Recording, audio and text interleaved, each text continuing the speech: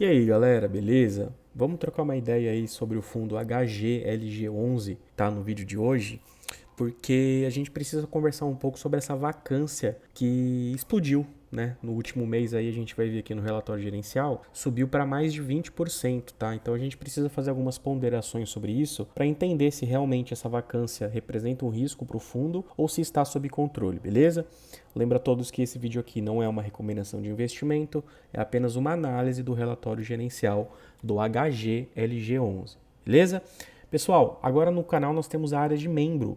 Então, se você quiser aí receber conteúdos exclusivos, como por exemplo, planilhas específicas que eu utilizo no meu controle pessoal, a planilha também de DYF que vocês gostam bastante, né, com todo o histórico de dividendo pago de mais de 60 fundos imobiliários, bem interessante. Eu comentei um pouco mais sobre esses benefícios no vídeo aqui do canal, chamado Seja Membro, tá? Então, caso você queira ter acesso a essas planilhas e também a um conteúdo exclusivo, considere ser membro do canal, assim você ajuda a gente aqui também a crescer, beleza? Pessoal, sem mais delongas, vamos dar uma olhadinha primeiro aqui nos indicadores, né? Vejam que é um fundo extremamente líquido, né? Um dos maiores fundos que nós temos na bolsa.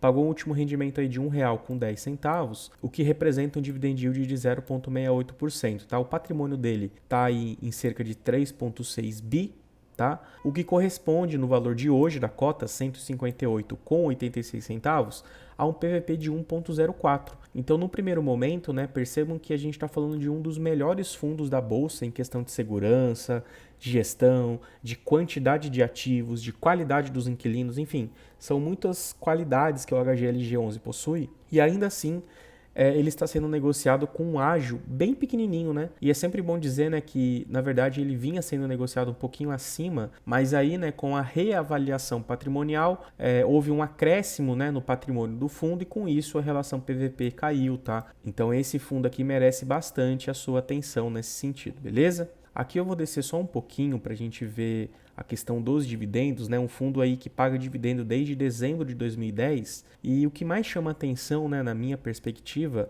é a consistência, tá? Então, quando você investe em um fundo como o HGLG, além de proteger o seu patrimônio, porque é um fundo que não se desvaloriza ao longo do tempo, você também vai estar investindo em um fundo que vai pagar dividendos consistentemente, tá? Percebam que é praxe do fundo, né, elevar um pouco o pagamento aí anualmente, né, sobretudo aí nos últimos anos, ele paga uma porrada alta, depois volta aí para a média, mas ele sempre mantém essa média aqui, tá? E a média hoje está em R$ 1,10. Então isso aqui é mais um ponto bem positivo para quem busca aí segurança e previsibilidade, beleza? Agora, analisando um pouquinho o relatório gerencial, eu fiz alguns destaques aqui que eu acho pertinente, né? Primeiro, o valor de mercado do fundo está em 3,8 bi. Lembra vocês que o valor patrimonial é de 3,6, né? E isso acaba gerando aquele ágio de 0,4%.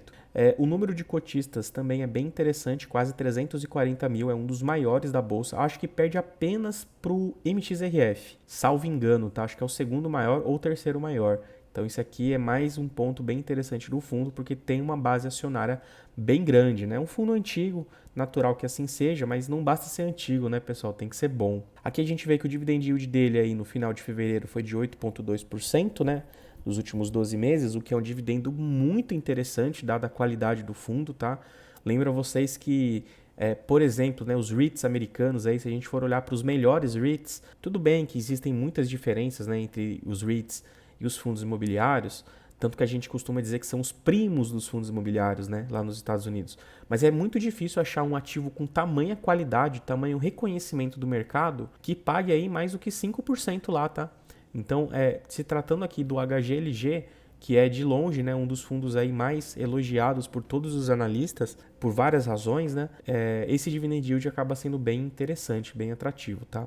Ele tem uma alavancagem de 8% que eu vou comentar com vocês em breve, e o que chama atenção de fato é a vacância física e financeira, né, chegando aí na casa dos 20%, que eu também vou comentar mais embaixo, tá?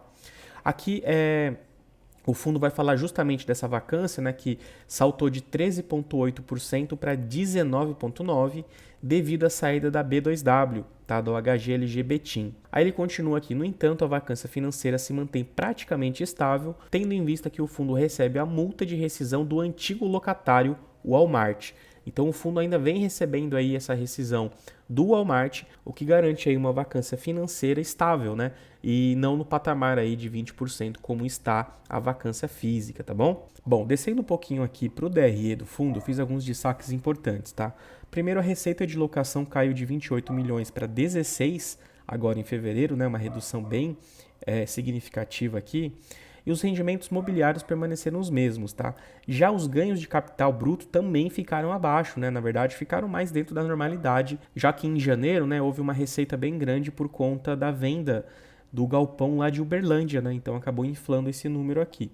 Porém, percebam que em ambos os casos, né, apesar do resultado aqui em janeiro ter sido de 46 milhões e em fevereiro de 17 milhões, muito abaixo, né, ele manteve aí a mesma distribuição de 25.802. Isso aqui gerou R$ 1,10 por cota, né? Então acaba sendo uma política bem interessante do fundo de utilizar aí parte da reserva que foi feita, né, para poder manter a estabilidade no rendimento pago. Então é um ponto interessante aqui do fundo. E o que chama bastante atenção é a receita potencial. Vejam que, com base nos ativos que ele possui, né, ele diz aqui que a receita potencial seria de 25 milhões. Porém, o que de fato entrou no caixa do HGLG em fevereiro, lembrando que a competência seria janeiro, né, foi 16 milhões e 200, que é justamente o valor que ele lançou aqui no DRE. Então vejo que é um fundo que utiliza aí do regime de caixa, né, o que de fato entrou para ele é o que ele considera na distribuição, tá? Aqui tem mais uns gráficos interessantes das fatias, né, da composição da receita do fundo. Aqui embaixo eu também destaquei a questão da rentabilidade e como a gente está falando de um fundo que é antigo, né, um dos primeiros fundos aí da Bolsa, 2010, 2011, a gente acaba tendo parâmetros para poder realizar comparativos mais coerentes, né, que é o caso aqui. Então vejo que a linha amarela é justamente o retorno do HGLG, né, a rentabilidade dele, enquanto que o CDI, né, que seria essa linha aqui um pouco mais reta, teve uma rentabilidade de 180%. Então vejo que houve uma grande diferença aí em relação à renda fixa, tá? Então o HGLG se destaca bastante nesse sentido. A liquidez do fundo também chama bastante atenção, né? No mês de fevereiro aí, que é um mês que tem menos dias úteis, ele registrou 84 milhões de reais de movimentação financeira, o que dá mais ou menos aí 3 milhões de reais de média diária, tá? Então é um fundo extremamente líquido. Aqui eu destaquei também o crescimento dos cotistas. É bem legal isso, né? A gente vê que o fundo ele vem consistentemente crescendo e eu acredito aí que em poucos anos esse fundo aqui deve se tornar, sim, talvez o maior em base de cotistas, tá? A gente está chegando aí a quase 340 mil em fevereiro, tá? Aqui, pessoal, tem um pouquinho da alavancagem dele que eu acho importante conversar com vocês. Vejam que ele tem aí cerca de 438 milhões de reais em aquisições que foram realizadas, né? Eu destaquei aqui. Essas de cima aqui é o ITBI, né? Justamente das aquisições, então eu olhei só para essas de baixo aqui. Então ele tem aí parcelas da BTS Meli, 77 milhões. Tem aí o CRI HGLG Ribeirão Preto e Duque de Caxias, 46 milhões. O CRI BTS Meli, de 125 milhões. O CRI HGLG São Carlos, de 115. E as parcelas Torino, né, de 65 milhões. Então, somando tudo isso daqui, a gente chega justamente naquele montante de 438 milhões, né? Claro, olhando aqui também para as aquisições. Então, assim, né, eu achei até engraçado que esses dias me mandaram uma mensagem dizendo assim, poxa, você fala tão mal do SDIL, que tem uma alavancagem alta, mas você não fala o mesmo do HGLG. Gente, são alavancagens completamente diferentes, tá?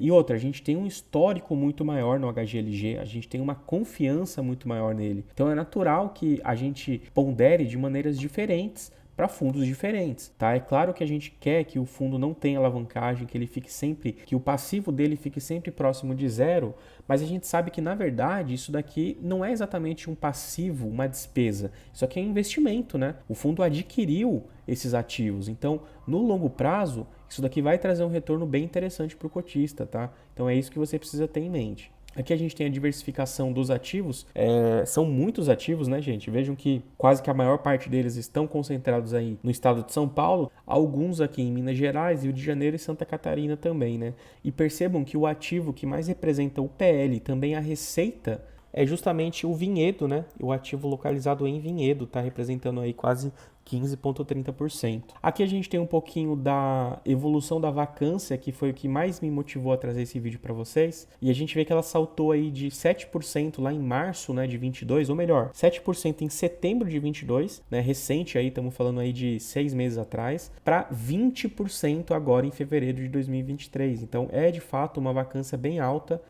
que incomoda um pouco, né, mas gente, aqui em cima eu acho até que eu acabei pulando esse destaque, né, que é o seguinte, ó, apesar do impacto relevante na carteira, entendemos que esse pico de vacância será temporário, uma vez que o imóvel HGLG Itupeva G200 está com conversas avançadas de locação, que quando 100% alocado, reduzirá a vacância física do fundo para 12%. Então, o próprio HGLG aqui já disse, eu acabei comendo bola, né, não comentei no comecinho do vídeo, que já tem conversa avançada aí para alugar esse ativo, tá? O HGLG Itupeva. Então a vacância tende a ficar próxima de 12% aí nos próximos meses. Então eu não vejo muito problema nessa vacância dos 20%. Talvez se fosse um outro fundo, né, que a gente estivesse falando mais problemático e tal, com uma gestão um pouco mais complicada, talvez realmente chamasse a minha atenção um sinal de alerta, mas não é o caso do HGLG, tá? Ao menos na minha opinião. Aqui eu destaquei os vencimentos dos contratos, vejo que a maior parte é para depois de 2026, né? E em 2023 são só 3%. Porém, nós temos aí 17% de revisional. Então é algo que temos que acompanhar para verificar o que deve alterar aí nos contratos vigentes, tá? E em 2024 eu destaquei porque é a maior porcentagem dos contratos que ele possui, tá? 34% da receita contratada vence em 2024. Aliás, vence não, terá o seu revisional realizado. Então a gente precisa acompanhar nesses próximos 2 anos aí o que o fundo vai fazer nesse sentido. A exposição por locatário é mais um ponto positivo demais aqui do HGLG. Vejam que o locatário que mais representa a receita do fundo é a Volkswagen com 21%. E o segundo cai aí para 7,9%, tá? Então, tirando esses 5 aqui, né? Volkswagen, Mercado Livre, Ambev, Kramer e Ericsson, todos os outros, 54% do fundo está distribuído em locatários com menos de 4,7%. Então, isso daqui é bem positivo, tá? Traz uma segurança muito grande para nós cotistas. A tipologia dos contratos, ele é bem dividido, né? Apesar de ter um peso maior nos contratos típicos, mas ele tem também aí 34% quase em contratos atípicos, tá? Que são aqueles que o fundo acaba adequando o local para o inquilino, né? Geralmente são contratos mais longos e tal. Aqui a gente tem a classificação, é mais um ponto positivo. Vejam que eu só tenho que falar do ponto positivo aqui do fundo, né? Porque a maior parte dos imóveis são de altíssima qualidade, né, gente? Vejam que ele tem apenas 8% em C, tá? Então, mais de 91% aqui do portfólio do fundo está em B ou mais. Ou melhor, mais de 70% está acima de A. Então, isso daqui já chama muito a atenção. A qualidade realmente dos ativos aqui é muito alta e é um dos motivos que faz com que esse fundo aqui seja tão bem quisto aí pelo mercado e pelos analistas, né? A alavancagem dele, a gente tem um cronograma de amortização bem interessante, né? Vejam que está em 8% esse ano, a tendência é cair para 7,3%, 6,5% e que está toda essa alavancagem lá em 2033, tá? Por isso que eu disse que, diferentemente do S-Deal, a alavancagem desse fundo aqui tende a trazer muitos benefícios, tá? Principalmente no longo prazo. Então, para quem pensa em investir para aposentadoria, né, para daqui 10, 15, 20 anos, ter HGLG em carteira é basicamente o arroz com feijão, tá? Você precisa ter esse fundo se você quer aposentar, porque ele cumpre basicamente todos os requisitos de um bom fundo, de um fundo eficiente nesse sentido, tá? No longo prazo. Beleza? Pessoal, acho que é isso. Aqui embaixo ele vai comentar um pouquinho mais dos ativos, né, de cada um deles, a performance de cada um deles, a exposição do fundo em desenvolvimento e tal. Então, eu recomendo que você baixe aqui esse relatório. Eu até destaquei aqui um pouquinho dos ativos que estão com a vacância alta, né, no caso o Itupeva, que o HGLG comentou que deve alugar aí nos próximos meses, porque tem conversas avançadas, e o HGLG Betim também, né, que está com 100%. E além desses dois, né, dois que também tem vacâncias altas, é lá em Hortolândia e em São José dos Campos também, né, com 44 e 37. Então, só por isso que eu acabei destacando aqui, tá? Mas recomendo que você baixe esse relatório e para entender melhor o fundo, né, eu sempre falo isso nos vídeos, mas é fundamental, gente. Você precisa ler tudo para entender o que está acontecendo com o fundo. E esse justamente é um dos motivos de eu comentar que é muito difícil acompanhar carteiras muito grandes, né, com mais de 20, 25, 30 ativos. É basicamente impossível uma pessoa que tem aí talvez uma renda ativa, né, conseguir tempo para conseguir acompanhar todos esses fundos. Mas isso é fundamental, é imprescindível para o investidor, beleza? Espero que vocês tenham gostado do vídeo, pessoal. Comenta aí embaixo se você tem HGLG e considere ser membro do canal para dar aquela moral para a gente, beleza? Valeu!